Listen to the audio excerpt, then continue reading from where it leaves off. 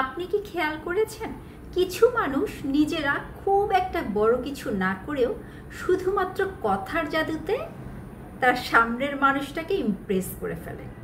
কিছু মানুষ দেখা যাচ্ছে কোথাও গ্যাদারিংয়ে গেলেও চুপ করে বসে থাকে, কি কথা বলতে হবে অপরিচিতদের সাথে জানেই না। আর কিছু মানুষ আছে শুধুমাত্র কথা দিয়েই অন্যকে কথার জাদুতে মুগ্ধ করে ফেলে, অন্যকে আকর্ষণ করে ফেলে।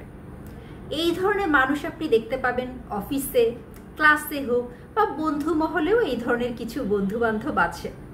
তাদের কথা বলার ধরনই আলাদা। আজকের ভিডিওতে আমি আপনাদের সাথে আলোচনা করব কিভাবে শুধুমাত্র চালাকি করে, শুধু কথা বলেই যে কোনো মানুষকে সহজে ইমপ্রেস করে ফেলতে পারবেন। তাহলে চলুন আজকের আলোচনাটি শুরু করা যাক। পয়েন্ট নাম্বার 1-এ বলবো নাম ব্যবহার করার চালাকি। মানুষের নিজের নাম তার কানে সবচেয়ে মিষ্টি শব্দ। মনোবিজ্ঞানের ভাষায় এটাকে বলে নেম রিকল এফেক্ট। একটা ছোট্ট উদাহরণ দিয়ে বুঝিয়ে বলছি। ধরা যাক এক মিটিংয়ে বসে আছেন।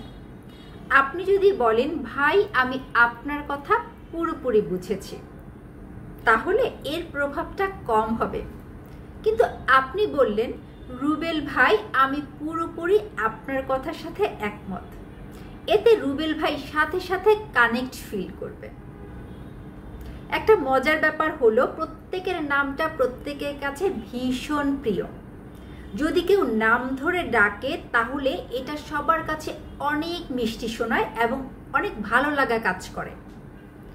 কথা বলার সময় অন্তত 2 থেকে 3 বার নাম ব্যবহার করুন, তবে বেশি করলে আবার কিন্তু আর্টিফিশিয়াল মনে হবে, বুঝাই যাবে এটা মন থেকে বলা না, ফিল করে। পয়েন্ট নাম্বার 2-তে বলবো শোনার ভান করে চালাকি করা। মানুষ সব সময় চায় তাকে কেউ মনোযোগ দিয়ে শুনুক। ধরেন আপনার একটা বন্ধু আপনাকে বলল, আমি নতুন ল্যাপটপ কেনার কথা ভাবছি। আপনি যদি বলেন ভালো, নাও, তাহলে কিন্তু সে আর কিচ্ছু বলবে না।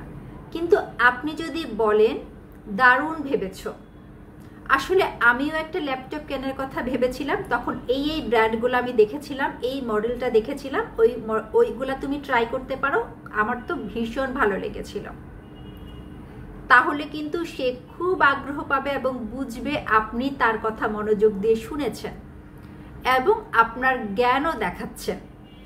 তার মানে বুঝাতে চাচ্ছি, প্রথমে আপনাকে শোনার ভান করতে হবে খুব মনোযোগ দিয়ে, পরবর্তীতে নিজের মতামত যোগ করে দিতে হবে। তাহলে কিন্তু আপনি যার সাথে কথা বলছেন সে ভীষণ মজা পাবে আপনার সাথে কথা বলতে।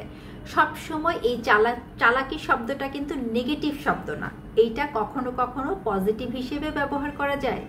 তো এই ছিল আজকের আলোচনা। আশা করছি ভালো লেগেছে। যদি ভালো লেগে থাকে তাহলে একটা লাইক করে দিবেন, আর এই ধরনের ভিডিও দেখতে চাইলে চ্যানেলটিতে সাবস্ক্রাইব করে রাখেন। আসছি খুব তাড়াতাড়ি নতুন কোনো ভিডিও নিয়ে। সেই পর্যন্ত সবাই সুস্থ থাকবেন, নিরাপদে থাকবেন। আল্লাহ হাফেজ।